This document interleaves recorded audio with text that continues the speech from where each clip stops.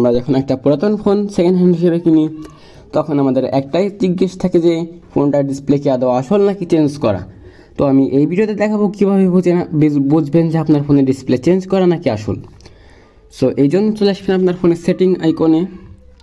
আমার ফোনের সেটিংয়ে চলে যাচ্ছি, গিয়ে এখানে অ্যাবাউট ফোনে যাবেন, গিয়ে ডিটেলস অল স্পেসে ক্লিক করবেন, এখানে কার্নেল ভার্সনে ক্লিক করবেন 7 বার। দেখুন এখানে কিন্তু বিভিন্ন, এখান থেকে সফটওয়্যার ভার্সন, সিম টেস্ট, এসডি কার্ড, কি, motor, LED, touch panel. So আমি এখানে এলইডিতে যদি ক্লিক করি তাহলে দেখুন এটা কিন্তু টেস্ট করে দেখছি, ঠিক আছে। এখন যদি আমি টাচ প্যানেল টাচ করি তাহলে দেখুন এখানে আমার টাচকে টেস্ট করতে পারবো। আমি এখানে যদি ঘুরিয়ে টেস্ট করি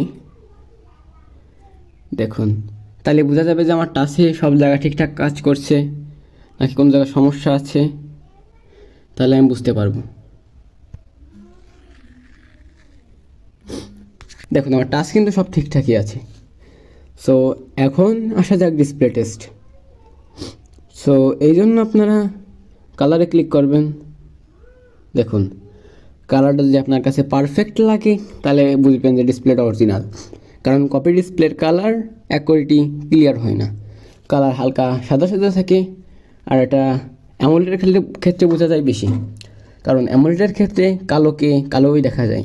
অ্যামোলেড ডিসপ্লে টেস্টের সবচেয়ে সহজ মাধ্যম হলো আপনি একটা কালো থিম চুজ করবেন এবং সেটা যদি পুরোপুরি কালো হয়, অর্থাৎ এক লাইট অফ করে দেখবেন, যদি সেটা হালকা দেখা যায় তাহলে বুঝবেন না ডিসপ্লে ঠিক আছে। আর যদি দেখুন যে কালোর ভিতরে আবার উজ্জ্বল দেখা যাচ্ছে, অর্থাৎ কালোর ভিতরে আলো বেরোচ্ছে, তাহলে বুঝবেন না এটা কপি ডিসপ্লে, কারণ অরিজিনাল অ্যামোলেড ডিসপ্লেতে কালোকে পারফেক্ট কালোই দেখা যায়।